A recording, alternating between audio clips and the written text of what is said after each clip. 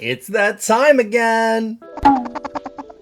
2025 is in the rear view, and we're ready to reflect on the year the only way I know how, by revisiting the music of the era. And by era, I mean my era. And by my era, I mean whatever the hell I listened to all year. So, music-wise, nobody cared about the hit songs, right?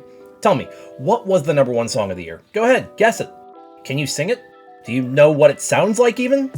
Yeah, me neither. But in my little world of deep diving and jumping back to old years, while it wasn't quite as dead as 2024 in terms of trying to find a #1 song where there was like half a song I could justify putting up there last year, and the only song I could even remotely justify as putting as a #1 ended up being a disqualification. It was admittedly not quite the slugfest that was 2023, where no less than 15 songs could have been justified as a #1 in any given year. And the #1 song from that year ended up being pretty much a shoo-in for my top 20 favorites of all time. So my system for assembling the top 50 this year changed in August with me having left Spotify. I felt like boiling things down to raw metrics in a sense cheapens the art. Music is, at its core, meant to be enjoyed from a non-tangible sense where overcomplicating a system for determining a true favorite flies in the face of what music is at the end of the day. Also, I don't like my music with ice, and my relationship with generative AI is like that of a person to a mosquito. So in the fall, I switched to Apple Music. And then when I decided I don't hate myself, I switched to Tidal. So no Wrapped, no listening stats, no overcomplicated algorithm to determine my objective favorite. So what results is a list I feel is mostly based on personal opinion, but at the cost of objective numbers, there might be some recency bias, so apologies in advance for that. My rules otherwise are generally remaining the same, with 1 or 2 small tweaks.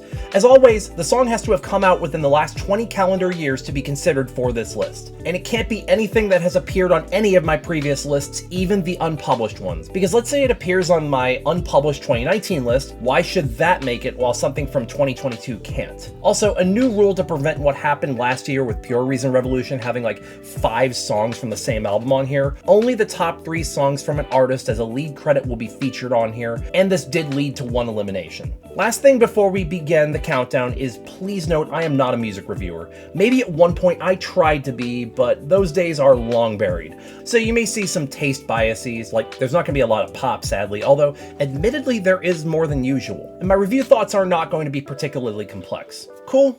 Cool. So let's start with a few disqualifications which were in the top 50 but were eliminated based on these qualification rules. All the Loved Ones, What Would We Do, featuring Ice Cold Bishop and Pink Sifu by McKinley Dixon. Stranger by the Rasmus. Possum Kingdom by Toadies. Lumberyard by Soup Andreas.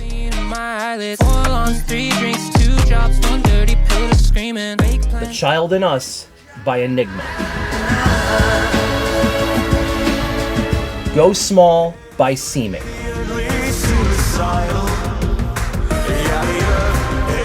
Fine Again by Seether.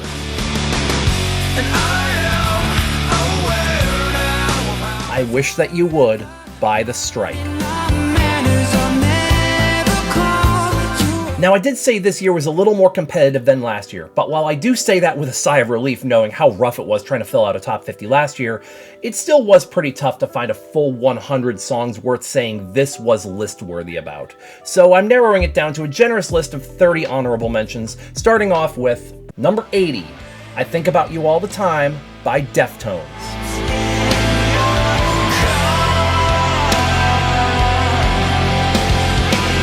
Number 79, Obvious by Cavetown.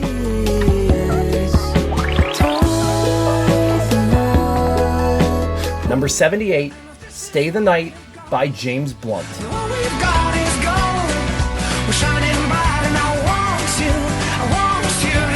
Number 77, Drum Show by 21 Pilots.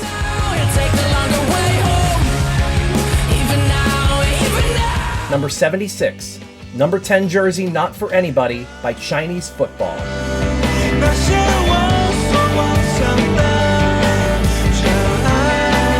Number 75, JDNT by Glass Animals.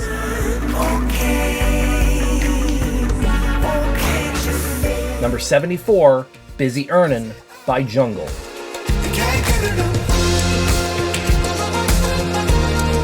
Number 73, Looking Out for Number 1 by The Offspring.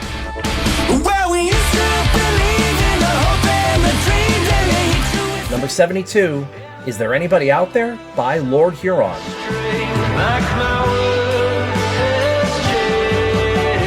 Number 71, Louder Than Words by Pendulum and Hybrid Minds. Number 70, Cocaine and Lexapro featuring Kevin Devine by Spanish Love Songs.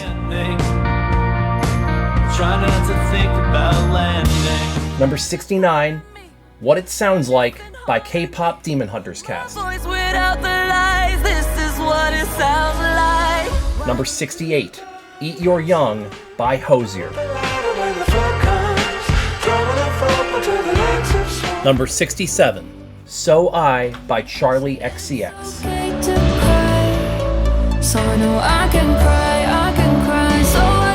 Number 66, Dirge by Arm's Length. Number 65, Dog Ears by Scuttlefuzz.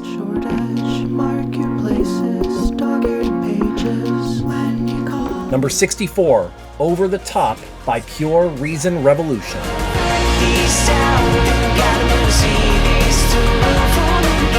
Number 63, Coco Hooves by Glass Animals. Number 62, Flight B741 by King Gizzard and the Lizard Wizard. Number 61, Trinkets by Pale Blue.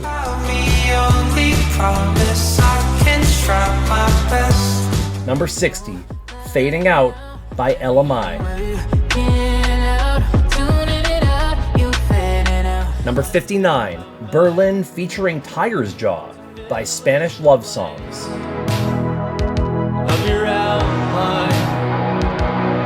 Number 58, Cloud 9 by Floya.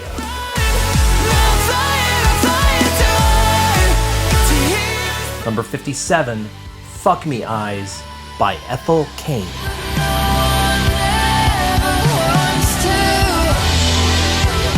Number 56, Dry Chicken by The Answers in Between.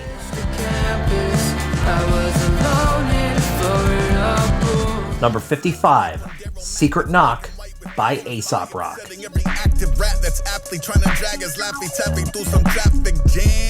Number 54, Ghosts and Typhoons by Pure Reason Revolution.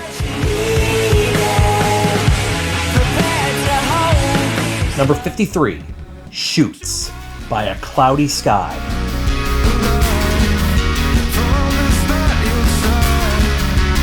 Number 52, Signs by Tate McRae.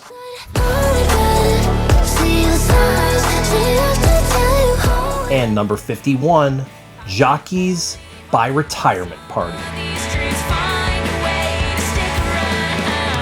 Finally, as we've done the last couple of years, I gave away a few opportunities for friends, mutuals, or just random viewers to comment on some of their favorite tracks of the year as well, while subsequently reviewing a track from my list that they've selected. So you'll see them throughout this list as well. They don't know what position the song is in, by the way. I kept them pretty in the dark about it so I could surprise them. And the last thing before we begin, I want you to pause this video right now and tell me your favorite song of 2025 down below in the comments. Go ahead, do it. I'll wait. Okay, good. Now that you've done that, this video will not be monetized, y'all, so all of this hour-plus long video, all this editing, which takes like 6 full days after gathering all the assets and editing the audio and shit, will not make my rent any smaller. So please check out my Patreon or membership links in the description if you like what I'm doing here. We talk about everything from furries, to music, to racing, to video games, so if you like a variety of stuff from a talking PNG weasel, then you're in the right place. Also, if you don't like the whole monthly subscription model economy, trust me, I hate it too, links to one-time tip lines like Coffee and PayPal are also in the description. Anyways, enough blathering on. Let's get this list started out with number 50, Fruit Bat by Of Monsters and Men. Something you don't know. Somehow in the dead of night, we're like Bunny and the Red. I probably have overlooked Of Monsters and Men longer than I should have. I've listened to a couple albums, but I just have never felt compelled to explore further. But albums like their release this year certainly make a good case, with a frail and wispy vocal performance in Nana... I'm not even going to try to pronounce that, I'm sorry. And a beautiful arrangement, especially following the second chorus. Mind you, the song does run a little long on the back end with an extended bridge, and the lyrics can feel a tad lost in translation, but this reminds me of the Delgados in the best way. And since I can't get the Delgados from the source anymore, they broke up like 20 years ago, songs like this make a fine substitution for Emma Pollock. Number 49, The Iron Rose by the Mars Volta.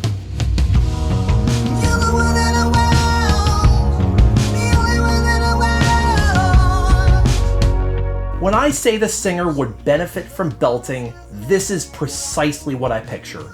A desperate howl. And this, honest to God, might be the first true love song the band has ever produced. While I can't say I was particularly crazy about this album overall, I thought it was just kind of mid, this song was absolutely gorgeous, especially when the chorus kicks in late with the percussion and the post-chorus. Highly recommend.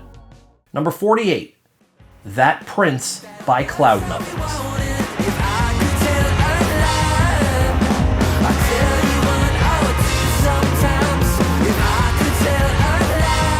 It took me a bit to come around to Cloud Nothings. They strike me as splitting the difference between post-punk by way of Tiger's Jaw and indie rock with a commercial core reminiscent flair, you know, like Floor. And I like both those acts, but I couldn't get on board with them until I found this track. The complex drumline and the messy vocals really sold this one for me though, especially with the repetition of the chorus at the end of the breakdown. Fun little track this one, hopefully you find some connection with it too. Number 47. When I ranked this artist a couple times last year, I was excited for more, which has made their insane level of success this year all the more gratifying.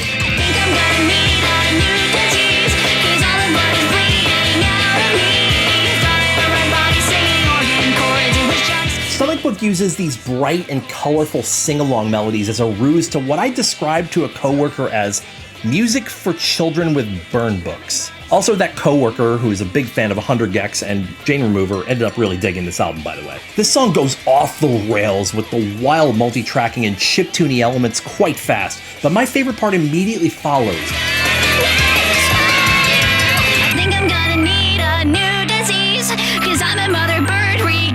Where the instrumentation takes a moment to breathe from the sensory overload, and Vivi's vocals sound like they're about to fall apart at the end of it. This song is a lot, but I love it. One of my favorite songs. Number 46.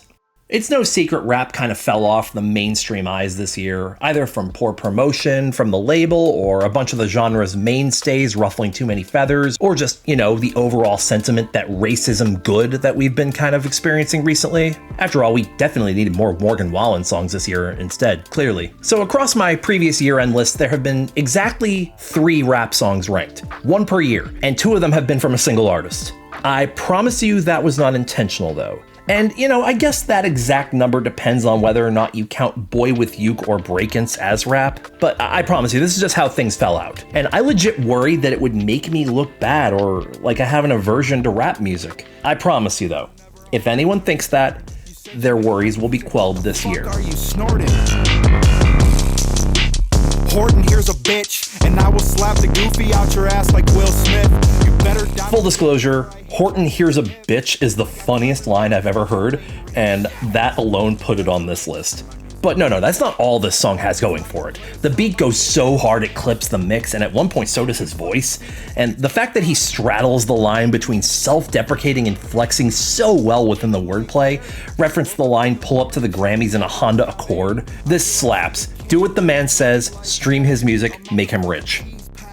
Number 45. The Tate McRae experience wore thin on most music critics this year, but thankfully for me, I'm not a music critic, therefore I'm immune. I am a music fan who does not back up my claims and opinions with any professional credentials. My qualification for reviewing music is my 4,000 song library and nothing else. And Tate McRae is on here simply because I like her music.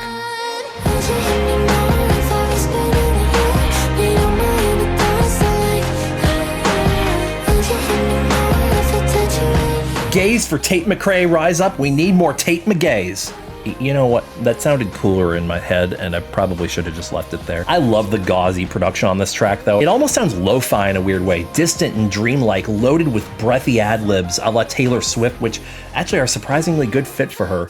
And McCrae coos in a way to evoke a reaction from a certain demographic of male listener that I do not fall under. Though, what she's cooing about is the point of the song. Would you hear me, or would you listen to what I have to say, if I make you horny while saying it? We've all met these shallow types before, and I can't blame Tate McRae for giving them the coldest shoulder. Killer track here. Number 44. If you're keeping count, we are 7 tracks in, and this is already rap song number 2. How many do y'all think we're gonna get? Post it in the comments. Listen to this. Addict for the poultry. Look at who you running with. How is it you don't see? You hungry for the wrong things. That's why you're known to be a natural born loser. Wily coyote.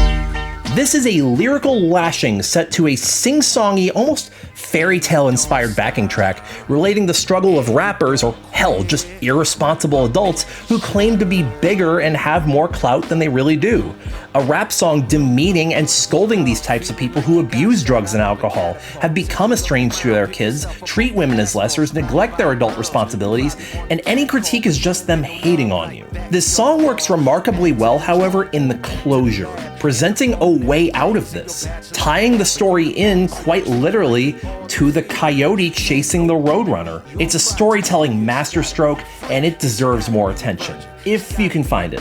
For some reason, it's been removed from every streaming platform except YouTube. The hell's up with that? Number 43, Green Light by Tate McRae.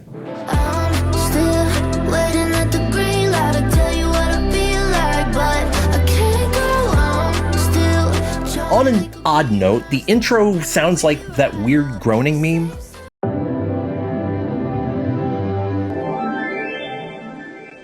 But honestly, to me, what puts this song over Purple Lace Bra was the ethereal reverb in the chorus, which, this might sound weird, is reminiscent to me of early 30 Seconds to Mars.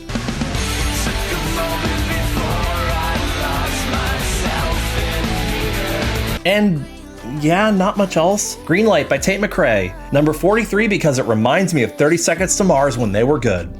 Quote that. Number 42. You wanted to be on this list again.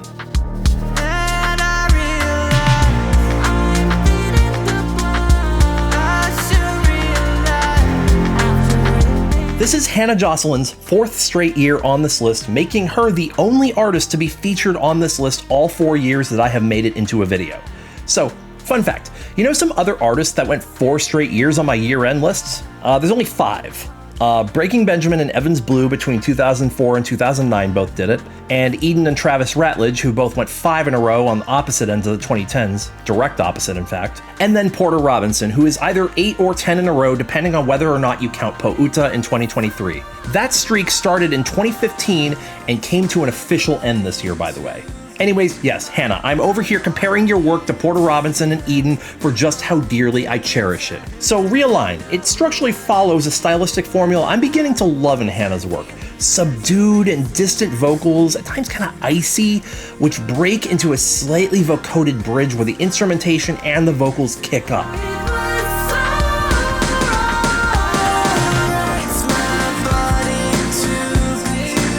All the anticipation built crashes into that moment, and it's pure magic. Can we start getting this artist some more attention, please? Number 41. You know, for the times I've featured this artist on here, I've not had a lot to say about his work, especially last year with ZZZ, which I genuinely had no comments for. Either way, this is the 3rd year in 4 I've actually featured their work on this list, so I guess their impact still lingers.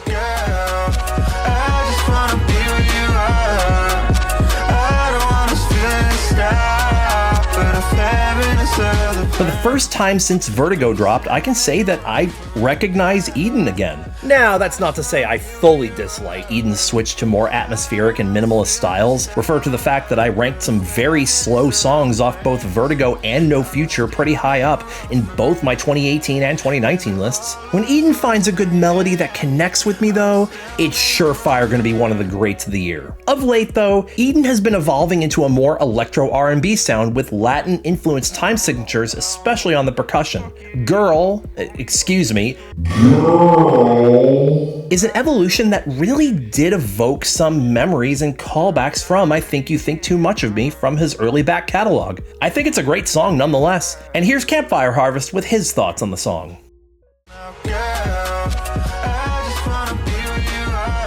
Eden has always managed to capture such indescribable emotions and then distill them into music. And this track is just another victory in a very long streak. This song is euphoria incarnate. It captures so perfectly the feeling of diving headfirst into something amazing with the person you love by your side. Any fears that you have or cold feet you might get doesn't matter. All your heart knows at this moment is that it wants to be wherever this other person is going. The song is so great, I wish straight people were real. Talking more about the song itself, it's a very bouncy track. It's got sort of a Jersey club, R&B kind of swagger to it, while having some great popisms and lyrics to match. There's even a flute that appears randomly in the first verse. It sounds so silly, and I love it. At the end of the day, the only bad thing about this song is the fact that it's too goddamn short. Less than 2 minutes on a song this good is criminal, and my lawyers will be in contact. Instead of just giving my top 3 songs of the year, because I have no clue how the hell I'd narrow that down, I picked 3 songs that I love, which I feel channel a similar energy to this one. Each one is very different in genre and in sound, but they all have the same sort of essence that I think Eden was going after with this track. So, if you want to listen to more music like it, these are great starting points. That's pretty much all I wanted to say about that song, actually. Let me just double check that I was in focus, actually. That'd be embarrassing. Otherwise, no, that's not right. There we go. Okay, I think we're good. Number 40. So until like December 7th, this was gonna be my album of the year. Looking at you, A Cloudy Sky. Hard bottoms, 3 a.m. on the floor in the kitchen. Dance to the death, my heart and floor, you stuck. I'd do anything, but let's not wake Miss Jackson up. So this is an album about a group of young boys discovering a magic spell that can bring their friend back from the dead. And this is the album's first major climax of that story. The thoughts about the emotional weight and turmoil and whether or not the dead should just be left sleeping, or if it's selfish to bring someone back. But my favorite part is the final stanza right at the end, when McKinley's vocals kick up to a wail in disbelief. The spell was a success, their friend is back, but is this really their friend, or someone else in their body? Right before the tonal shift where the friend laughs and says, let's get back in it. It's an extremely emotionally intelligent track with a lot of brilliantly written lines. Let's Not Wake Miss Jackson Up comes to mind immediately. Listen to this album, if nothing else, for your soul. Number 39. You know, for all the Aesop Rock songs I've heard, I didn't think it would be this one to be the first one to make my top 50. Construction. Vehicles, they move that dirt around. I've always loved the way Aesop can find impressive rhymes and tight metering to tell a compelling story, like a high-end calligraphy artist with his brush, creating and weaving beautiful portraits with words. Roadwork Rappin' is a 3.5-minute manifesto about construction zones. I am not joking. And when you aren't sure whether or not to take it seriously, Aesop makes it clear where he stands in the third verse. Nothing hit the spot quite like waking up to Monday morning roadwork on my block. This song is so fucking funny, and if anyone disagrees, you're wrong, shut up. Anyways, introducing Sound Owl to share his thoughts on this very silly Aesop Rock track. Hi there, my name is Sound Owl, and I'll be doing the song Roadwork Rappin' from New York City legend Aesop Rock as part of Mex's Top 50 Songs of 2025. Ace is a legend who's been in the game for just over 25 years, who's made a name for himself using esoteric lyrics and rhyme schemes, and a slightly deadpan and subtly animated rap delivery. This single is no different from his other songs that he's more well known for. It's goofy and satirical, and it's a commentary on road work and how he actually doesn't mind the whole experience of dealing with road work during traffic at all. But during the end of the third verse, you kind of get the feeling that it's wearing away, the mask is coming off as he starts putting jabs towards, road closures and detours and stuff that would make you frustrated at having to get around it. It's a really funny song. It's really sticky, really silly. The chorus is hooky and fun. There's a little children's chorus in the background to kind of give it that more lighthearted edge. The instrumental and the beat is really fun too. It's kind of like a Rick James-esque funk guitar. It's just a lot of fun and a really good song. And I can see why it wouldn't have fit on his other albums that came out this year, but a silly song from Ace is still a good song nonetheless. Real quick, I want to talk about 3 songs that I really like. These didn't come out this year. They're just songs you can get to know me by. First, we have My Land from Sonata Arctica. It came off their 1999 debut, Eclectica. It is a powerful song about reclaiming stolen land, easily able to be applied to many different situations going on today. Free Palestine. You have Lifeless Ordinary from Carbon Leaf. It is a blend of folk rock and pop rock aesthetics into a really fun love song with a very bouncy bass line, great sticky chorus and lyrics. It's one of my all-time favorite songs, one of my all-time favorite bands. Then we have We the People from A Tribe Called Quest, a scathing political commentary in a conscious hip-hop song about the state of living and how the system just keeps us down, especially for those in the Black community. Thank you. My name is SoundOwl. You can find me on TikTok. I make lots of videos there. Thanks for having me. Number 38. If you're keeping count, we're already at 5 rap songs, by the way. Try me in a tri-state, muddy pass, but I get him splashed till he hydrated. Bounce out, know he spook town, eyes dilated. I got the money and the power, both gyrated. So Kendrick Lamar's GNX was among my favorite albums of 2024. It was a beautifully crafted piece of art that immediately turned me on to exploring Kendrick's back catalog, which is still on my to-do list. For what it's worth, this was the first Kendrick album I listened to in full. And if we're going for just raw going off type rap song, this was probably my favorite off the album. Yeah, TV Off was pretty good, but it didn't really get me invested quite like this one, though the backing beat was actually really good on that. I love the Debbie Deb sample here. By the way, that was like a skating rink mainstay for me growing up. The wordplay is seamless, and Kendrick's delivery is so confident and smooth, and I love when he just goes off in the third verse. Absolute gem of a track. If somehow you have not heard it, I think it's high time we change that. Now please enjoy this follow-up by See You Dukes. What up, though? See You Dukes here. Before I dive into my song analyzation, I wanted to thank Mex for allowing me to have a feature on his video. Appreciate you, Duke. So, without further ado, Squabble Up by Kendrick Lamar. I'm a big Kendrick fan myself, and have been listening to him since his Good Kid, Mad City album.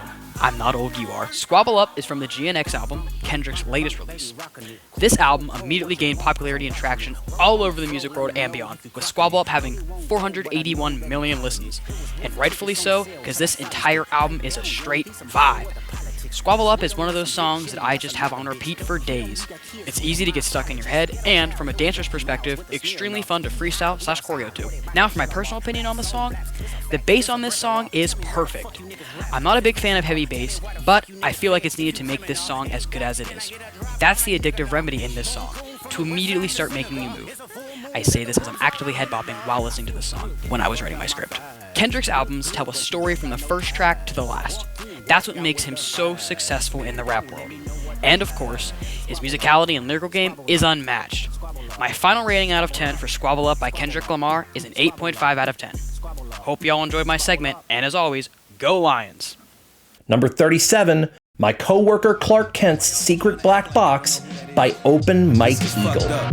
From Clark Kent into Superman. Flew past again, flew past again, flew past again, flew past again. This song is bizarre. In the first verse, Open Mike Eagle refers directly to the story of Superman from the perspective of a coworker from the Daily Planet, almost as if providing meta commentary on the absurdness of how anyone could possibly not put 2 and 2 together, leading to my favorite moment in the song. Slow-mo. This is some bullshit. I don't know why y'all be trying to act like y'all don't know who that is. This is fucked up. But on the second verse, Open Mike Eagle depicts himself as Clark Kent, a regular guy working in a cubicle who raps on the side, as told from the perspective of a jealous coworker who dismisses his creative endeavors as pointless and dumb. You know, almost as a direct response to the B. Dolan song from earlier. I actually noticed that while writing this, and wow, no wonder I love this. And if you put this track on, I think you will too. Number 36. Bet y'all never thought you'd see 5 straight rap songs on this list. Another country that's never gonna be seen by my man's rising sun. When I wake up, you put the money in your hand. We stick you with the doohickey like you was leading Japan. Bang. Hanging with y'all got me asking whether. Sometimes you just don't know what to say about a song. Even the few genius annotations here aren't really helping me. There's several references in here to Japanese history and some insane wordplay from Teller Banks at the end, whose flow is quite impressive over a beat that's essentially falling apart into what almost sounds like thrash metal. Kill him, the no lies matter to me when I get in my feelings, bitch, I'm sensitive. Came with lab, brought the pencils in. The switch up in the middle to the main verse absolutely slaps though. Give this a listen. Number 35. Hey, y'all remember that first album exchange where I talk all kinds of smack about Cavetown? About how he's just a beta male Kobe Calais, and like if the plain white tees grew some baby teeth. You guys remember that? Wow, I was so harsh. Mr. Town, I am so sorry. Hey, I've got nothing to say, but I'm only coming through to let you know I'm mine. Sorry, I'm a little insane when I'm... Cavetown sings like he has halitosis. He sings like he's in a half-awake state in bed after a NyQuil night and someone just shoved a microphone in his face to record a track. Well, at least until the hook here, and that's precisely where he shines. When he can actually project his voice, and it doesn't sound claustrophobic like he's whispering sweet nothings in your ear. And that's precisely why I can't stand Sweet Tooth from it. It's all the things I hate about him. The way too forward in the mix, understating it in a way that really doesn't need to be understated at a time where the instrumentation's kicking up and there's no need to understate. Again, I'm not a big fan of the dirge-like bass riff to start the chorus, which does seem to be a messy stylistic choice from him. But, you know, I've actually been finding some more songs I actually do like from Cavetown, and I'm giving him a second chance. I'll just say the guy can do what he wants, but for my sake, less boring and sappy Cavetown that sounds like someone whispering TMIs in my ear. More frantic anxiety attack Cavetown, please. Number 34, Magic Alive by McKinley Dixon. Maybe escape if we take the skies in. Yeah. I got a blanket with me in the riding.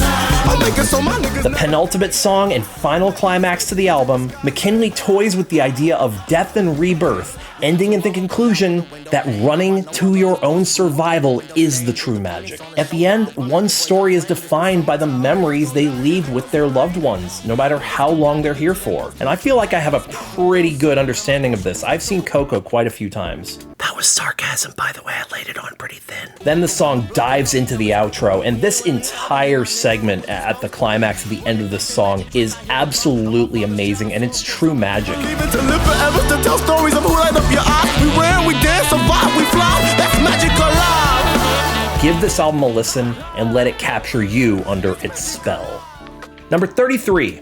Like I said at the beginning, I am not a music critic, nor do I really pretend to be. I just like talking about the music that I like, which is to say that this segment of the list does get quite difficult. I mean, what does a random music fan say about their 33rd favorite song of the year, especially if it's just mood music? I mean, you know, for an artist that hasn't released an album in 13 years, I guess the best I can say is, welcome back.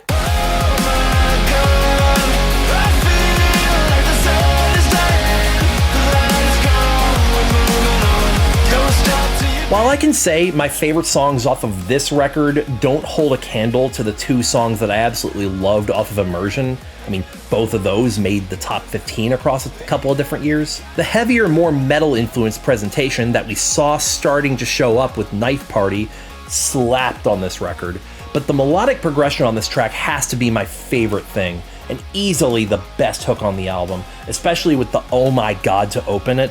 This is a fantastic track. And now here's Aquacat to tell you more. Hold on. Is that a Pendulum album in 2025? I'll admit, Pendulum dropping an album in 2025 was not on my bingo card at all. But honestly, I could not be happier about it. The specific song that I'm reviewing today is Cartagena by Pendulum, and it is the last song on their new Inertia album. Cartagena is such a really good song to close out this album with, and really gives me that throwback of just OG Pendulum. You know, something with strong vocals and that strong, solid D&B rhythm pushing it along. I only found out about this album at the time of recording this, so I'm absolutely gonna have to go back and listen to the rest of it now. But overall, Cartagena by Pendulum gets a solid 8 out of 10 from me. Now it's time to talk about some of my favorite songs of the year. And to start off, I'd be remiss if I didn't talk about Tame Impala's Deadbeat album. I mean, I have it on my wall for Christ's sake. Specific songs that made it into my top list of the year were My Old Ways and Dracula. If you liked Tame Impala and haven't listened to them, do it.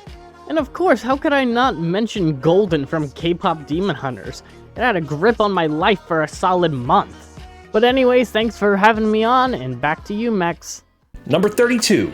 The last time this artist made this list proper, it was on pretty rough terms. So I made a short about this, but I was at COLLEEN'Con, aka MFF 2014, and I'm not gonna lie, if you remove the whole 1 a.m. evacuation thing and not getting to bed until like 6 hours before the dance competition I was supposed to compete in, it was probably my favorite MFF experience. But you know, after that con, I actually made a pretty banger music video using the song Up We Go by this artist. Yeah, I'm complimenting my own work over here. And it actually made my top 20 that year. It is the only time until now that Lights has actually been on my list proper.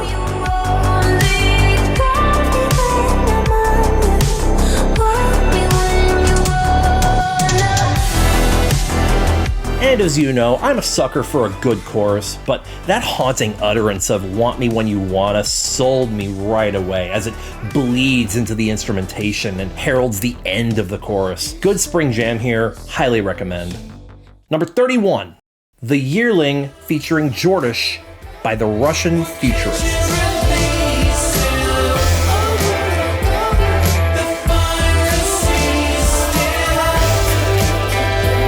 So the Russian Futurists, aka it's just this one guy, Matt Hart, known best for his presence in NBA 2K11's soundtrack, is one of the more complicated acts I could ever describe in terms of how I found them. It was over fur affinity. No, Matt Hart of the Russian Futurists is not a furry. However, he did interview me about furries on his indie radio show back in 2019 with every cringe question you'd expect. I've never found that recording though, and quite honestly do not want to hear it. Anyways, yeah, some former Flash artist from FA whose account has now been wiped had a Flash animation that was just kind of artistic and avant-garde with color splashes and creative transitions, and they used the song U.Me.T. by this act back in like 2009, and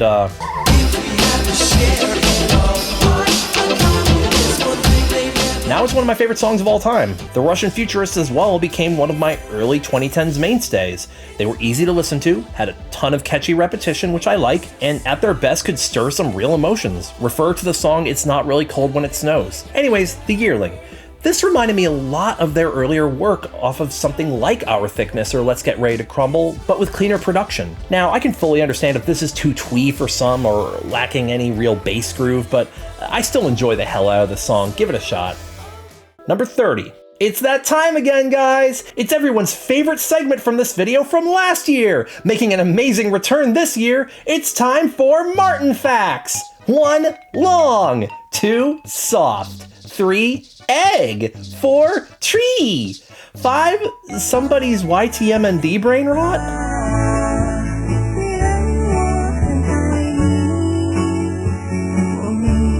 Hey, what's that song in the background?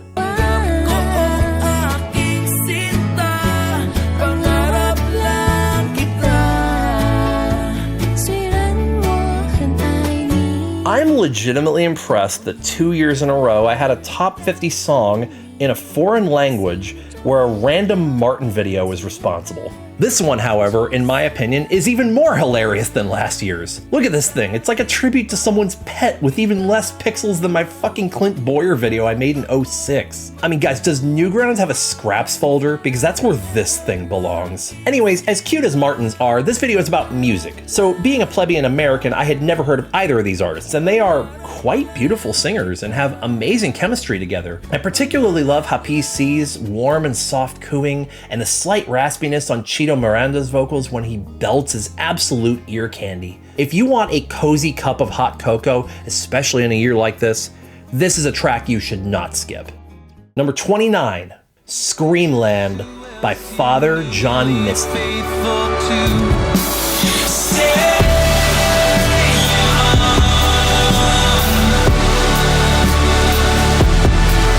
If you told me Father John Misty would make my favorite Deftones song of the year, in a year where Deftones actually released an album, I'd have called you crazy. Now, before you laugh your ass off at that comparison, this is specifically what I'm referring to.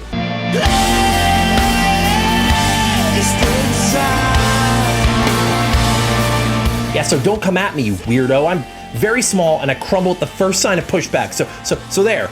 Yeah, you taught you a lesson you won't forget very easily. That bricked out wall of noise approach on a song like this where the vocals get buried in the mix is always a cheat code for me. But the pre-chorus here where Josh Tillman's voice picks up ever so slightly and the ominous strings break through the mix is probably my favorite part of the song, weaving together some potent lyrics about religious extremism and toxic positivity driven through blind faith. I did not expect a track like this, certainly not from Father John Misty, but goddamn am I happy it's here.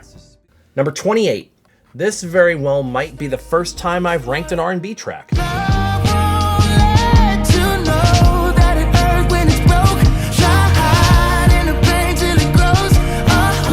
I have to agree with Mark Grondin's sentiment here.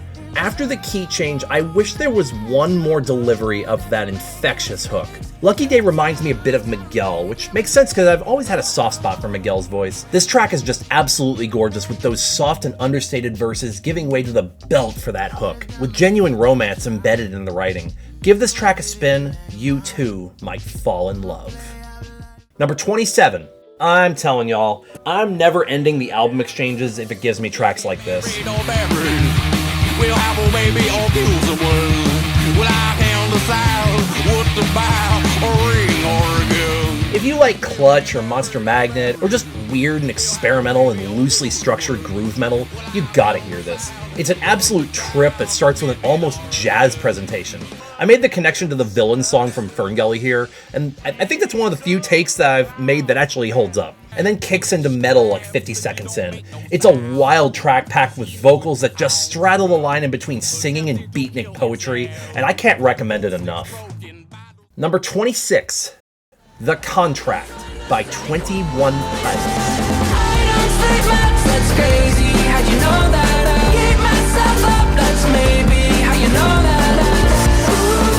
I've mentioned a few times that the closer 21 Pilots sounds to Chemical Brothers, the better they are for it. My favorite song off Clancy, for what it's worth, was Overcompensate, another song that reminds me quite a lot of Setting Sun by Chemical Brothers. With Breach, however, I think I'm on the contrary to what a lot of people think of the album, as it's probably among their worst reviewed, but I've found myself gravitating towards it more than pretty much any of their output over the last 10 years.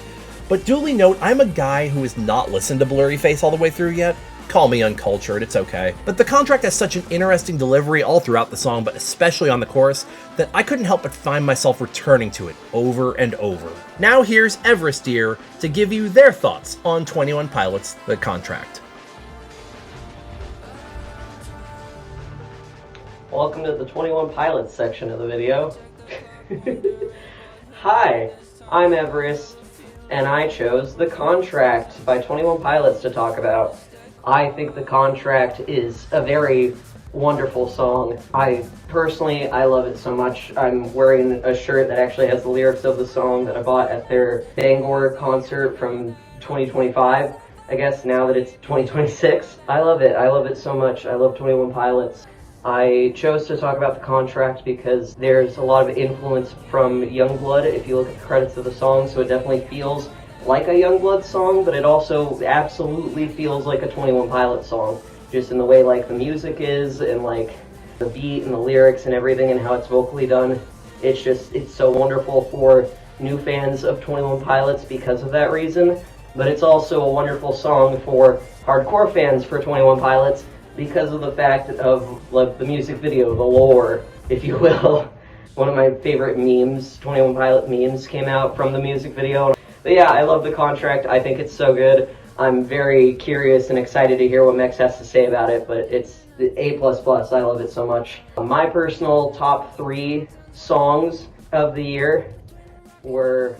This is Everest from the future. It's a Navigator. By Keep It Together.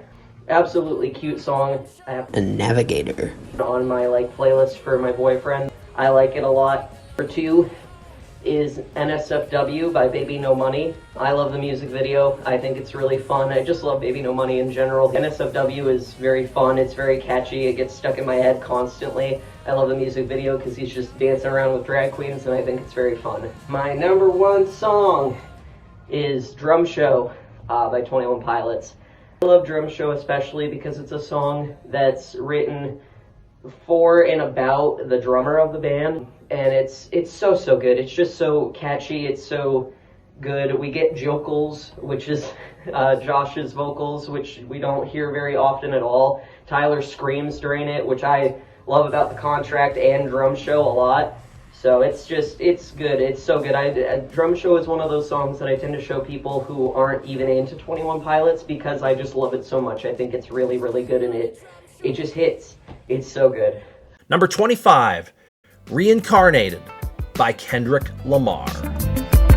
Another life, it placed me as a black woman in the chitlin circuit. Seductive vocalist, as the promoter hit the curtains. My voice was angelic, straight from heaven, the crowd. What the hell do I say about this track that's not already been said? It's about Kendrick living multiple reincarnations of musicians throughout history, each facing their own struggles, before facing his own demons, talking to a representation of his father at the climax of the song. It's a soul-bearing piece of true vulnerability I admire about a lot of Kendrick's work, and it doesn't get much better than this.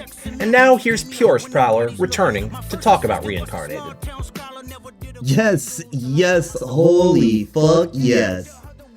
Guys, when I tell you I'm a fan of Kung Fu Kenny, that is an understatement. Now, if you're expecting another breakdown on how the lyrics for Reincarnated are connected to Kendrick Lamar in some god tier, one-of-one creation, simply handed down with generational bars that surpass time and space, there's 500 YouTube videos out there for y'all to watch.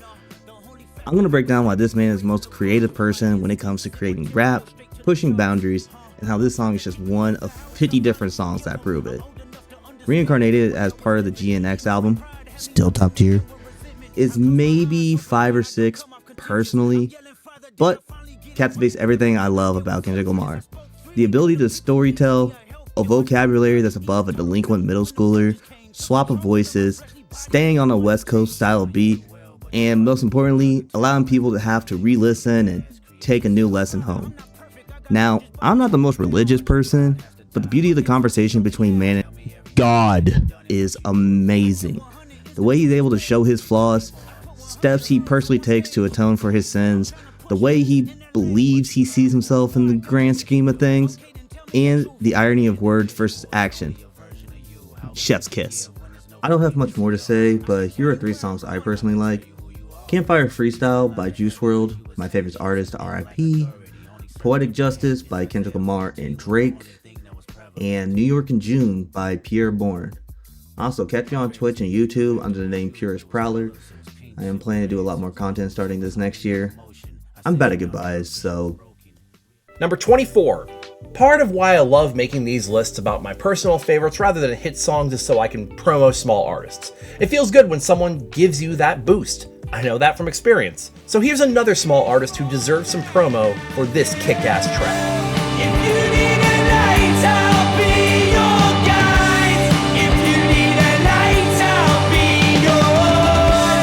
The consensus with this is, what if somebody listened to way too much U2 and then made a band? And yeah, I can see it. The vocals on this are powerful and given heavy reverb to mimic that titular sound.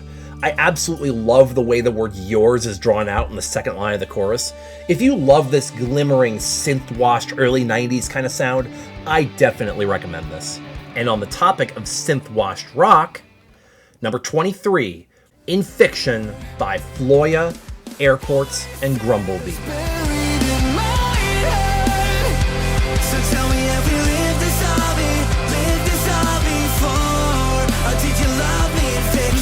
Man, here is a gem for you. Floya has been on my list every year since 2023 and continues to put out killer electro-alternative tracks.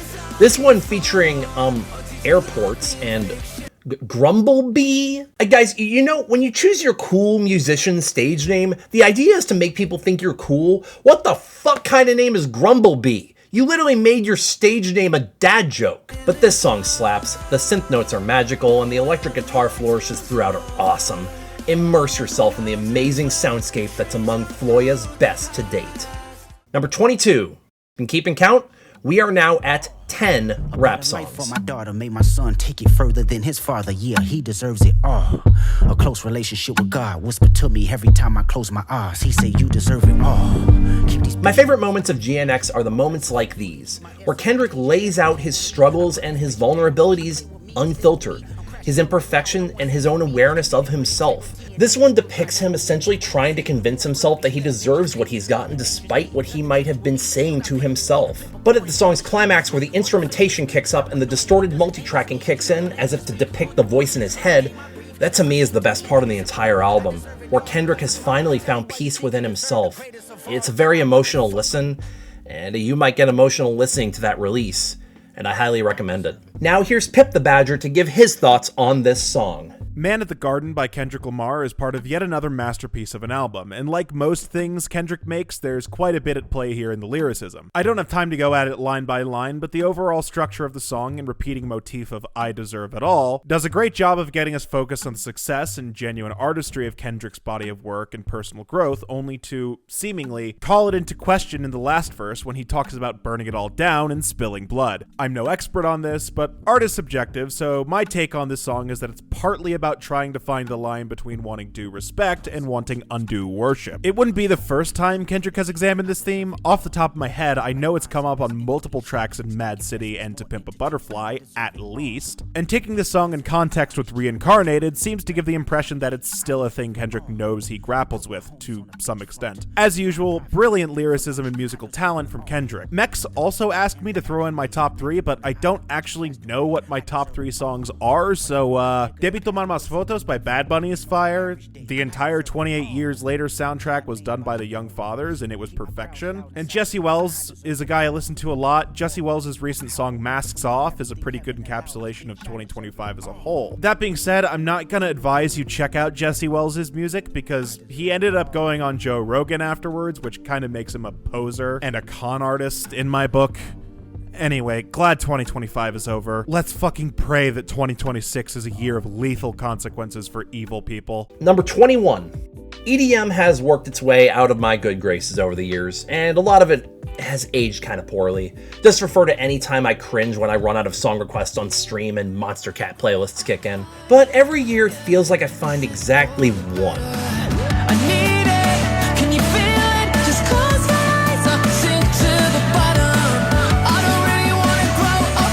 I love a good soulful male lead on tracks like this.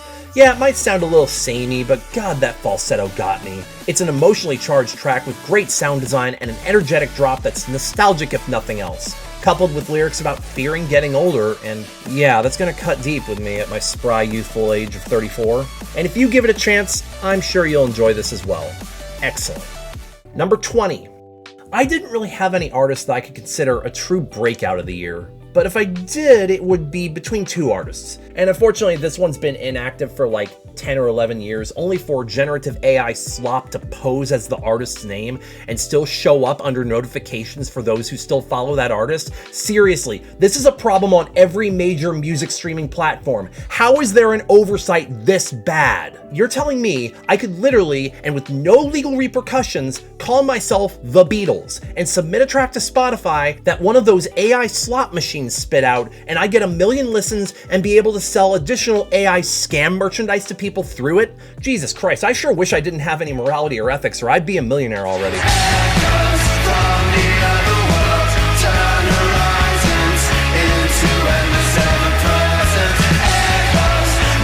Echoes by Klaxons was a requested song on stream by a regular viewer, shout out Clarkson Otter, and the ghostly vocals coupled with the sense of urgency, almost fearful sounding, especially on that amazing chorus. Absolutely goes harder than it has any right to in the chaotic and loud instrumentation, trippy as all hell, and absolutely belongs here. And while we're on that note, number 19, It's Not Over Yet by Klaxons.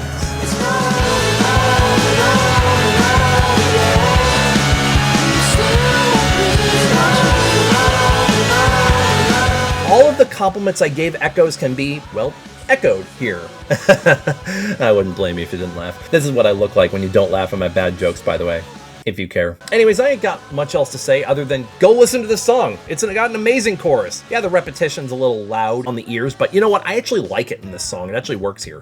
So anyways, here's Stanley Stallion to back me up. Hey y'all, Stanley Stallion 87 here, and I have a question for y'all right off the bat with this is, have you ever turned on an Xbox 360 or a PlayStation or even gone on Steam to a sports game where you may not be into sports, but you play Madden, you play your NHL, you play your NASCAR Heat 5, and a song comes on that immediately catches your ear and makes you think, huh, this is really interesting. Well, It's Not Over Yet by the Klaxons was really like this for me. I didn't even know who the Klaxons were before this list. And as soon as I saw the list, I took a listen. One listen, I was hooked. There's a unique sound that starts right at the intro that honestly feels nostalgic. It feels like a song that is either in a Monkey Ball soundtrack or a gaming soundtrack. And I mean that in a good way possible. But anyway, that basically, like, it just hooks the listener and it just becomes iconic. I'll even say this, I'm into more rock, metal, and country, but I love this. This is such a different vibe from what I listen to that it's really good. And if you're into rock, metal, or country, or any other genre that is not this type of music, I'm going to suggest this to you of go out to YouTube, go out to Spotify, look this song up, and you'll instantly fall in love. All in all, thanks to Mex for having me, and hooves up, see you later. Number 18. You know how sometimes you'll listen to music from an artist but somehow skip their most recognizable songs? Well, I did that with Ghost, and just an update on that.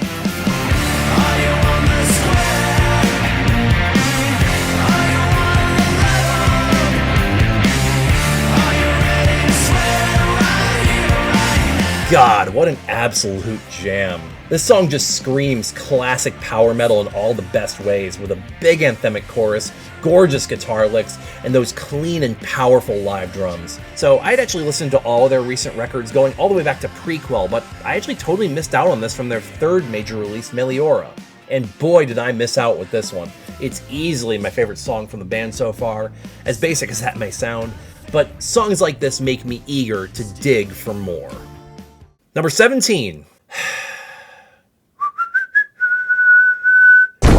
Lit ass bitch, step on me, pop shit. Glass fuck, niggas want that motion. I be in the cut, sneaky link. She say that's her nigga. I don't give a fuck. These bitches trying to. Anytime this song comes on, I go feral. Especially when the percussion kicks in. It's messy, it's got a ton of things going on at once, but it feels like a freestyle jam session that everyone was invited to. Everyone brings their A game in the lyrics and metering here too. Even Sexyy Red, who I'm not entirely sold on. But I think my favorite line is the "don't give a fuck about pronouns" line, which is offensive until it isn't. Don't give a fuck about pronouns, I'm that nigga and that bitch is getting sticky. I finally jumped on board the Tyler train with this record, and this song is the best I've heard from him so far. Anyways, here's Landon Yeen to talk to you so I can go get some water. You know, you should go get some water too, you stupid bitch. I don't know if it's surprising or not, but I was not the biggest fan of Tyler, the Creator, back in the beginning of his career, back when he was putting out albums like Goblin or even Wolf for that matter. But then he dropped Flower Boy, and I kinda was. I just think it's worth stating that it's always amazing to see an artist improve with every piece of work that they put out. And arriving here at Chromacopia is a delight, because we're in that prime creative era of Tyler's discography.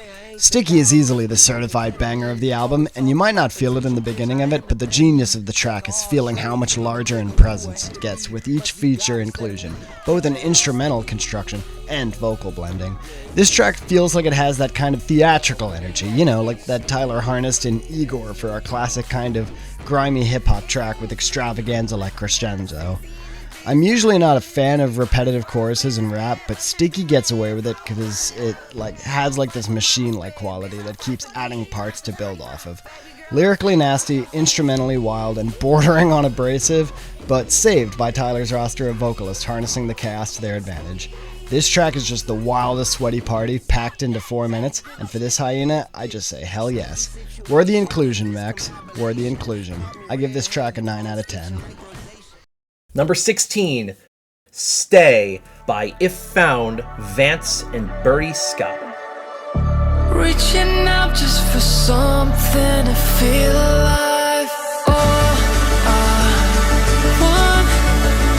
This was one of the biggest earworms of the entire spring to me, simply for that pre-chorus. So I shared this song with the DJ at Furlandia, and they got this awesome idea of mixing this with Language by Porter Robinson, and holding on for days just to get by.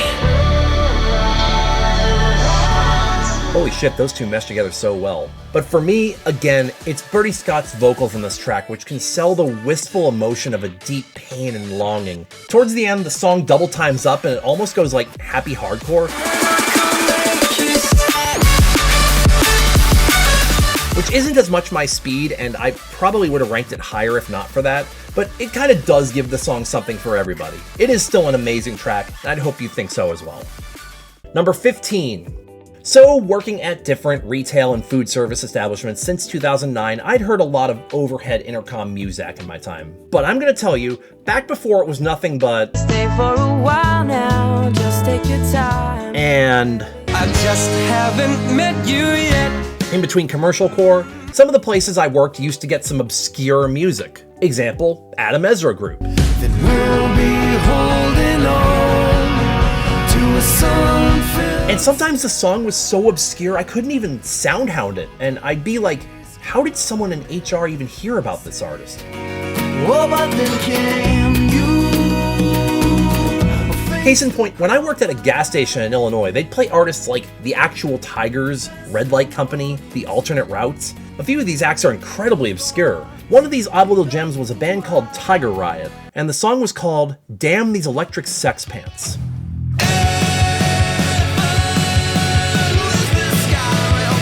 So back in 2021, I decided to listen to that entire album, Look Up.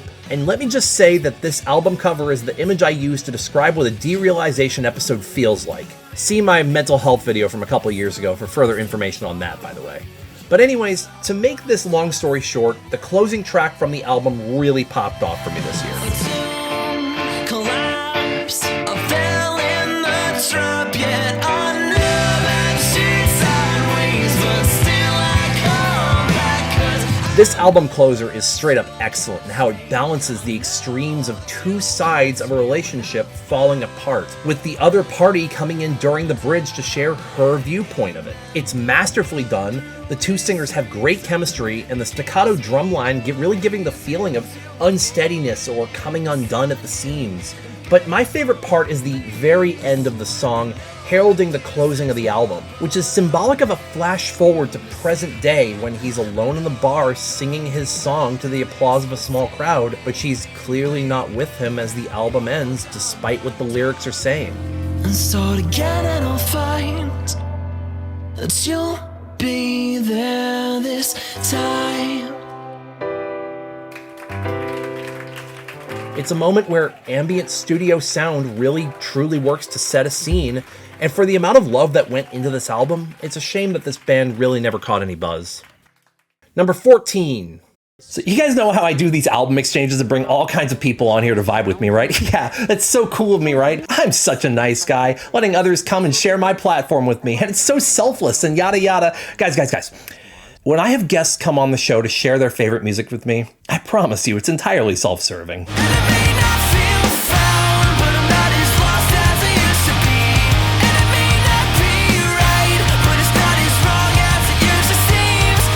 Diddly dime, your song is now mine. Thanks, Everender.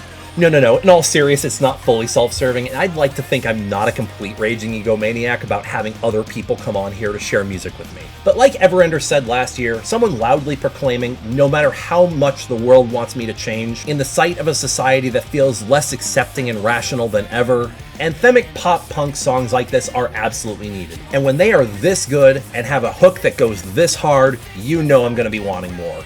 This kicks ass, check it out. Number 13. You know, you guys probably got tired of me talking about this album last year. Hell, even I got tired of talking about this album. So much so that I even introduced a new rule this year preventing artists from having more than 3 songs on my lists. So let's make this one brief.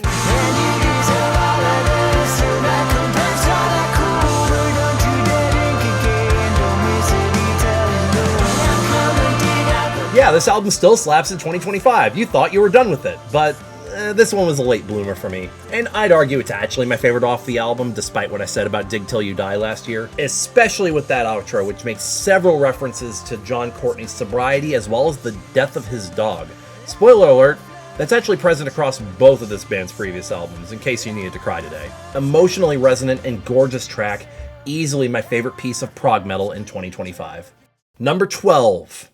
Car Crash by Def Havana. Didn't talk about the distance and the changes in the time, or how your hand feels uncomfortable in mine, 'cause we were caught up in the moment. I'm gonna be real, I was looking forward to this album, and I was actually a tad disappointed with this duo's 2025 release. It really does feel kind of messy, like they had too much going on in their personal lives and just had to piece together an album for the label. But there are definitely gems here, and this was my favorite one from it, by far. I especially love the frailty and the fragility on the louder deliveries in the chorus right before the line, how your hand feels uncomfortable in mine, like he's about on the verge of tears saying it. It's an emotional gut punch of a breakup song, and despite the haphazard construction with the instrumentation, which probably lowered this a few spots, it's still one of Def Havana's best tracks. Number 11. 12 rap songs. This year was stacked, man. Comment below if you got the number right.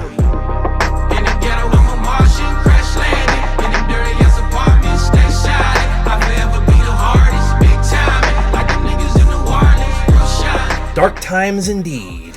Speaking of dark, can we talk about that Rembrandt line? Like, that's one of the most master's degree core rap lines I've ever heard. But if hooks were food, we'd be feasting for months on this song. It's insanely infectious with the multi-track brooding vocals, the almost lo-fi sounding tapping of the percussion, and the droning warble of the synth backing. Across this track, Vince pays homage to his home of New Orleans, but also presenting it from an empathetic viewpoint, referring to how it was just as likely for him to get out of the hard life and find success in his rap career as it was for him to wind up on a shirt, and also referring to how his grandma left trying to dodge Jim Crow laws. There's some other killer lyrics and flow in here as well, but this song has been on repeat for me basically all year. Thanks again to Mark Grondin of Spectrum Pulse for this. It's my favorite rap song of 2025. Number 10. So the running theme for this year early on was songs that sound like they could have been released in 1978. Now, we know this song definitely couldn't have been released back then, because the music video features his fursuit.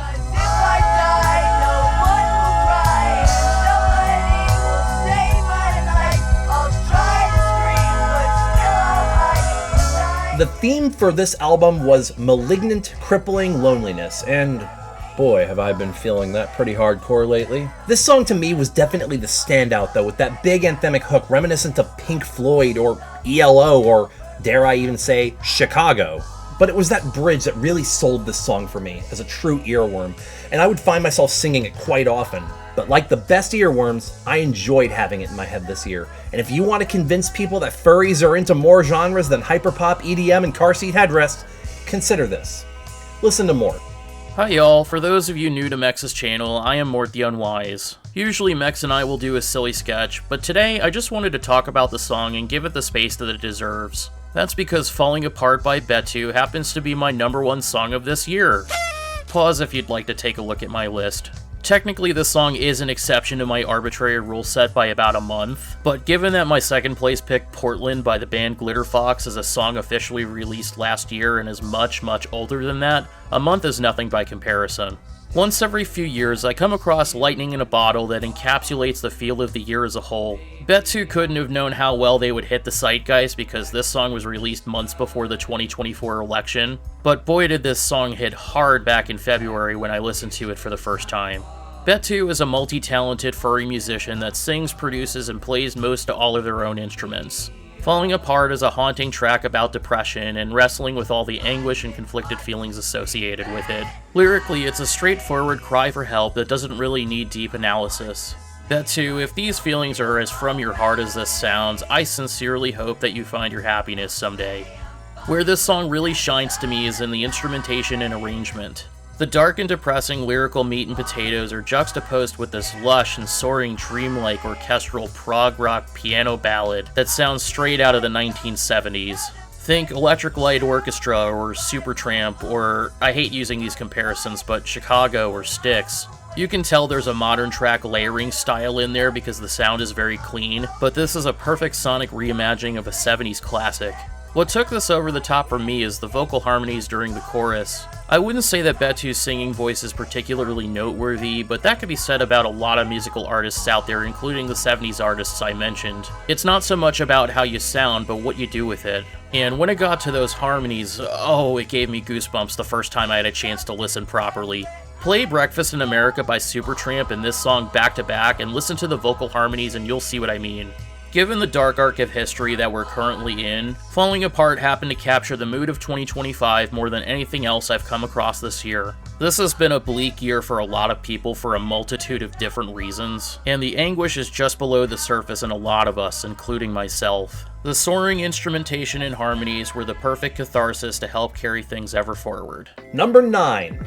Now, I probably would have been more fair to this song and ranked it a few positions higher if it weren't for this shitty AI slop album cover. So, are you guys okay if I just put a picture of a weasel on here and we call that the album cover? Are you guys okay with that?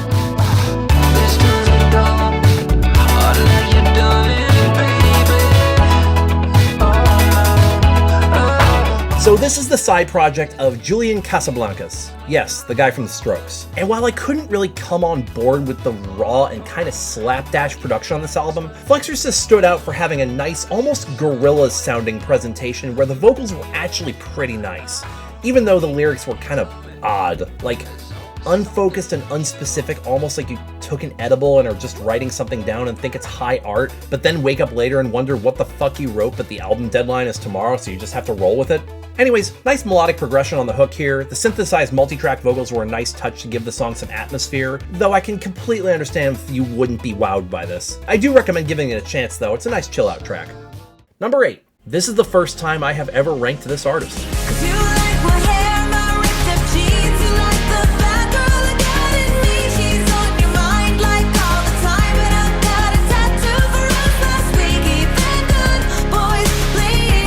Mayhem really was a return to form for Gaga, embracing the unabashed and unapologetic queerness that made her persona so iconic back in the early 2010s. And the whole album was great, but this was a clear standout to me with that powerhouse of a hook, infectious track, and I cannot recommend it enough.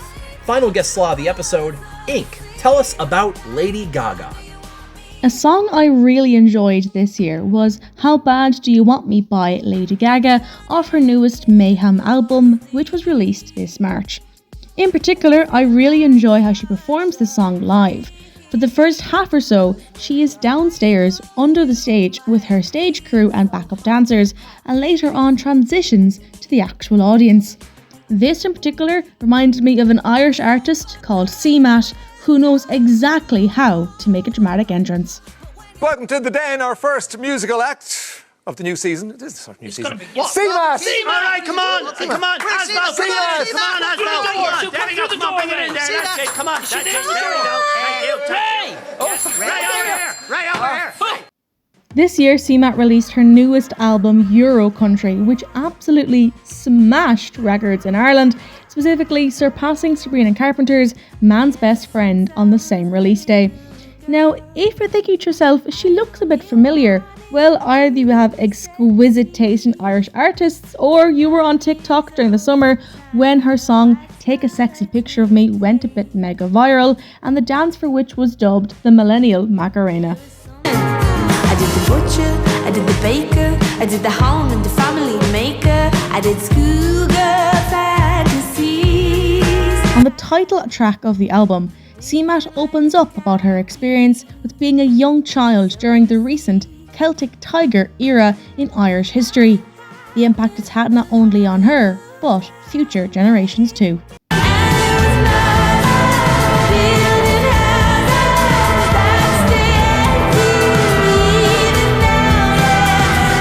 Overall, I have thoroughly enjoyed CMAT's newest album, Euro Country, specifically the songs Lord, Let That Tesla Crash and Coronation Street, both of which have been on loop since they launched in August. I've also attended not one but two individual pop-up events about the album in rough trade in England, and I'm super excited to see what CMAT has in store for us in the future. Number 7. So I said earlier that I didn't really have a breakout artist of the year. Well, maybe I lied.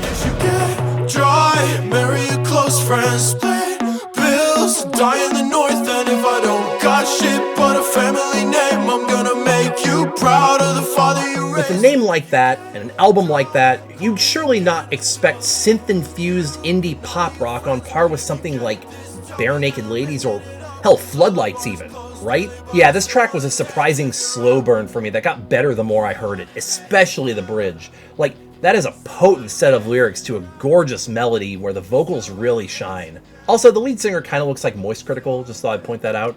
Awesome indie rock track, check this out. Number 6. The year 2025 can be summed up as feeling like a mental breakdown. So you know what, I think we need a more fitting soundtrack for that.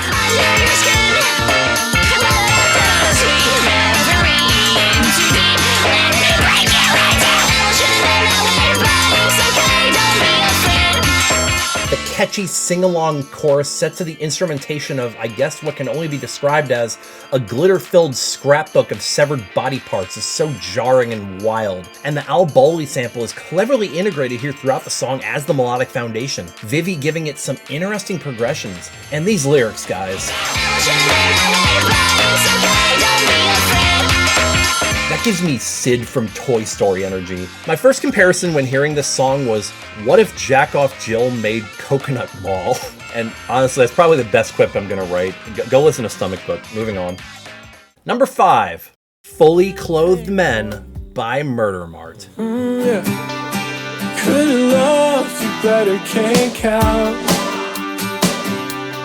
how many spikes in a heart rate monitor, how many nights. I'll be honest, I did not expect this. Certainly not from Murdermart, and absolutely not from a song that I didn't hear until almost mid-November. Give this a September or August release, and this would probably be contending for top spot. This is probably, absent my list criteria, the best song of 2025. And it's all in that second verse and falsetto at the end of the hook. There's so much beauty in it.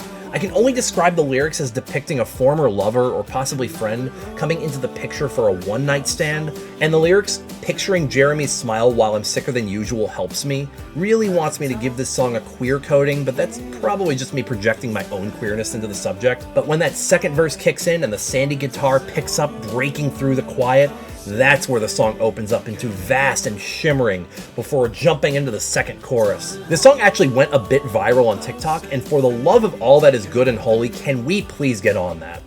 Number 4. Ladies and gentlemen, both and neither, step right up. I wish you could take that right on. All that shit that rips you right up. And you know that we Gaze in awe and confusion at Bon Iver and how he crams a bunch of extra lyrics into the end of a line to mess up the metering.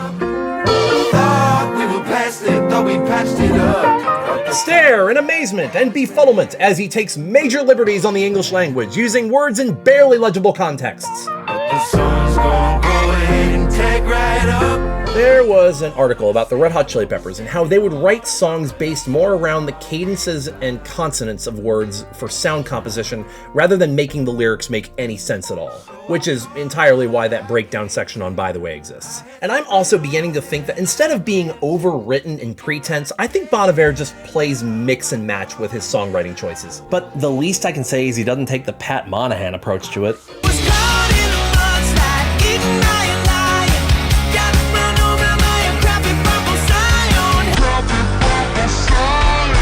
I've never been able to fully bring myself on board with his presentation until this soulful duet came about earlier in the year with the glitched and disjointed instrumentation, creating a haphazard and somewhat chaotic atmosphere, but the weird and experimental approach actually worked really well here. So I'm actually going to refer to this really weird glitch experimental project that came about late in the year for me called Kids and Explosions.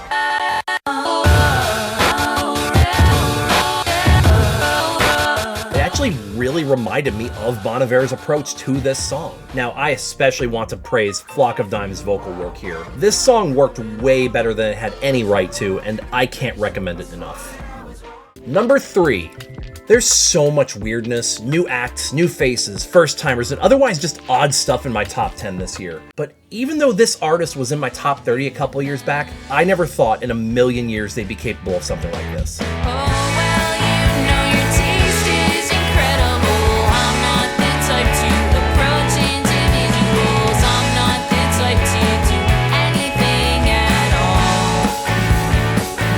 So my buddy Mortkorgs reacted to this song with, wow, what if Retirement Party made a Death Cab for Cutie song? And you know what? He's got a goddamn good point. Retirement Party has always done that awkward, nerdy shoegaze kind of motif, but their music felt so unfocused and meandering that I was even impressed they landed a song in my top 30. But there was something that kept calling me back to them, even though they were on hiatus. Even though I'd only enjoyed 2 songs from their 3 albums, something about them drew me in, and boy was my instinct right, because this song kicks ass. Best song with the word residual in the title, by the way, by a landslide. But the guitar licks and drums feel focused, melodic, and showing a little more restraint this time while still maintaining the rawness and homespun feel that adjacent acts are known for. And it doesn't really get much better than this, guys. Number 2. For 15 years, this artist has been on my radar, but not since 2011 have they been present in my top 10 of the year. But I think all the critical acclaim this year, this might be the closest they've ever come to transcendent.